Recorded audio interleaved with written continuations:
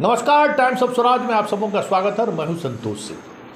और आज हम टाइम्स ऑफ स्वराज में बात करते हैं राहुल गांधी की उस फिरकी की जिस वजह से संघ और बीजेपी बौखलाई हुई है। उस फिरकी का जवाब क्या हो सकता है, और जब तक एक जवाब ढूंढने की कोशिश करे तब तक राहुल दूसरा फिरकी डाल देता है। जी हाँ, कल मोदी अपने पार्टी के लाखों कार्यकर्ताओं को ऑनलाइन संबोधित कर रहे थे और उन्हें कह रहे थे पसबंदा की राजनीति, तलाक की राजनीति, कॉमन सिविल कोड की राजनीति, परिवारवाद की राजनीति, भ्रष्टाचार की राजनीति, मतलब वही बातें जो बातें पिछले 10 वर्षों से मोदी करते आ रहे हैं।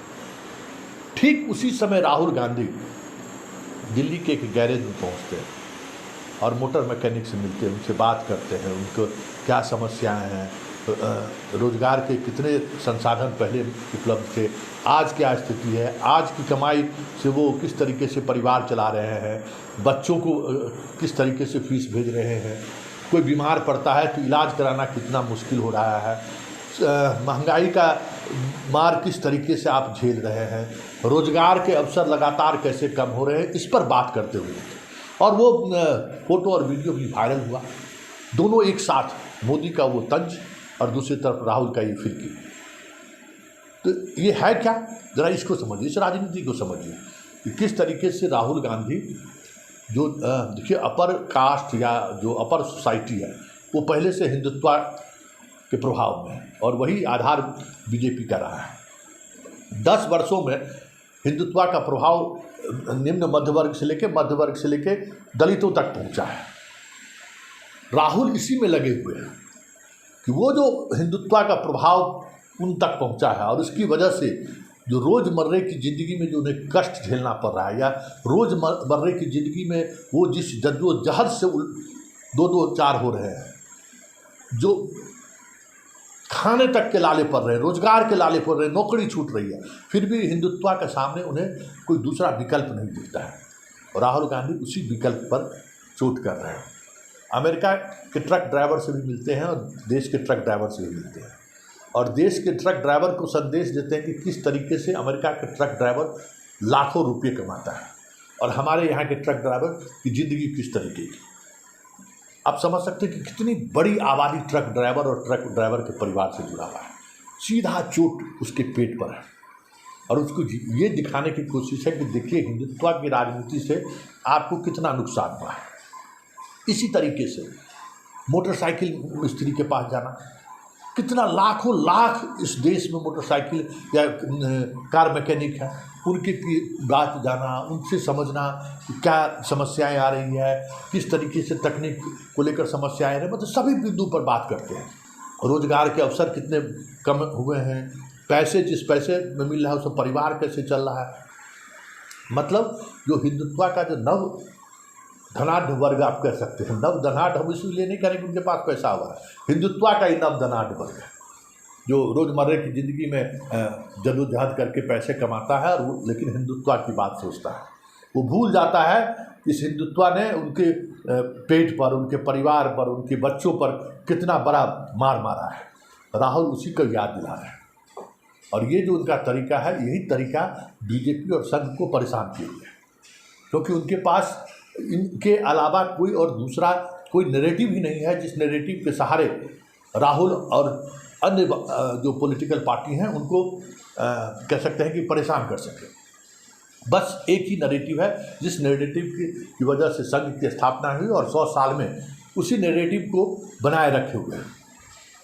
मतलब राम जन्मभूमि, कॉमन सिविल कोड, धारा 370, 3 तलाक, यही 4-5 ऐसे मसले हैं। बाद के दिनों में अयोध्या, काशी, मथुरा, इस 6-7 मसलों के अलावे उनके पास कोई नया इशूज अभी तक नैरेटिव नहीं। हाँ, हाल के दिनों में गौ हत्या, लव जिहाद, ये सब कह के कुछ समाज में उथल पुथल करने की वो कोशिश करते हैं, लेकिन उसके अलावा कोई ऐसा उनके पास नैरेटिव नहीं है जिस नैरेटिव के सहारे लोगों को, नए लोगों को जोड़ा जा सके।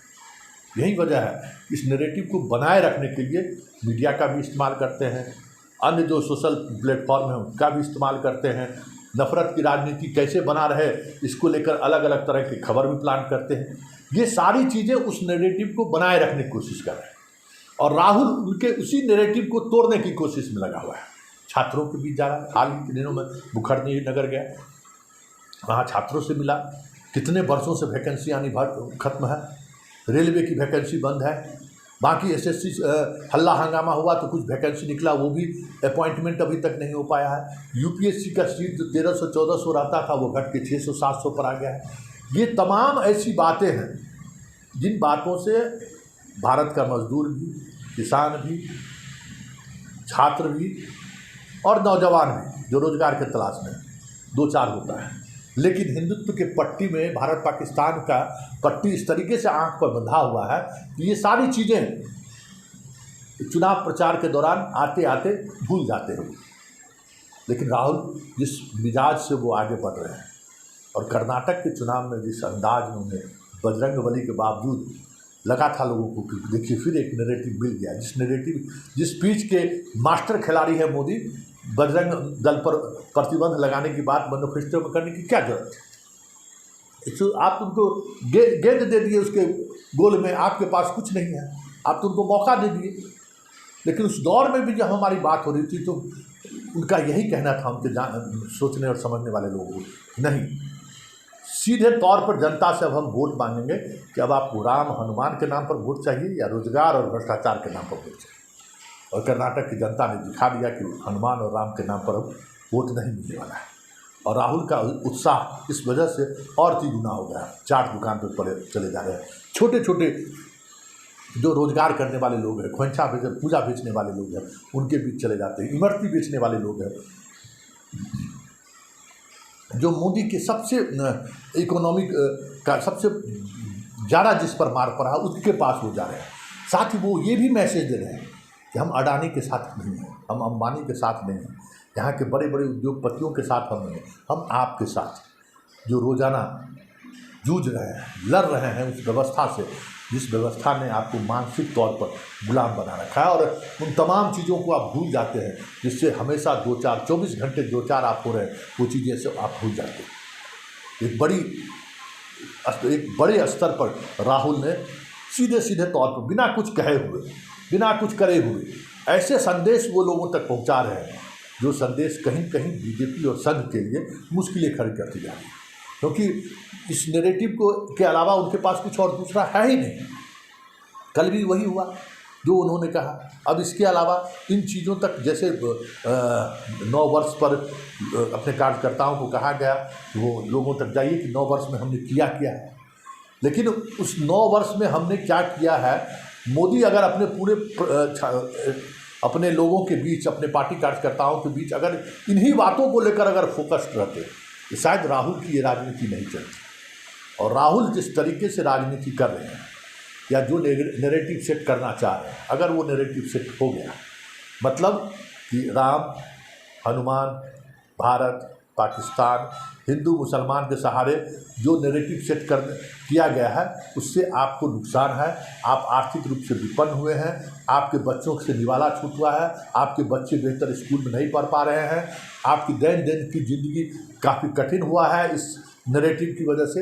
अगर ये समझाने में राहुल कामयाब हो गए, जो समझाने की कोशिश कर रहे हैं, तो ये तय मानिए कि 2024 में बीजेपी एंड कंपनी का सुपड़ा साफ हो जाए तो कोई बड़ी बात नहीं, क्योंकि राहुल जिस अंदाज में जिस नैरेटिव को लेकर आगे बढ़ रहे हैं, ये नैरेटिव उस तमाम नैरेटिवों पर भारी पड़ेगा जिसके सहारे वो राम मंदिर के उद्घाटन समारोह करने जा रहे हैं, कॉमन सिविल कोड लाने जा रहे हैं, 3 तलाक पर ला रहे हैं। ये सारी चीज़ें पर भारी पड़ सकता है राहुल का ये राजनीति। आम लोगों के बीच जाना, आम लोगों के बीच सहजता से जाना, उनके दिन की ज़िंदगी पर बात करना, ये सिर्फ सिंबॉलिक है, लेकिन इसका असर हर गैरेज में काम करने वाले मजदूरों के पास जा रहा है, हर गैरेज में काम करने वाले मिस्त्री के पास जा रहा है। आजकल सोशल मीडिया है, सोशल मीडिया पर चीज़ों को फैलने में घंटों नहीं लगते हैं। मेन एक्सट्रीम मीडिया भले राहुल को न दिखाए, लेकिन सोशल मीडिया में जिस तरीके से तस्वीरें वायरल हो रही है गाड़ी ठीक करते हुए, उसके इमोशन को टच कर रहा है। और इस देश में इमोशन बड़ी मायने रखता है, और इमोशन के सहारे बड़े बड़े बदलाव इस देश में हो चुके हैं। तो राहुल इमोशन का भी इस्तेमाल कर रहे हैं अपने राजनीति में। और उस नैरेटिव पर भी चोट कर रहे हैं जिस नैरेटिव के सहारे मोदी पिछले 10 वर्षों से इस देश में राज कर रहे हैं।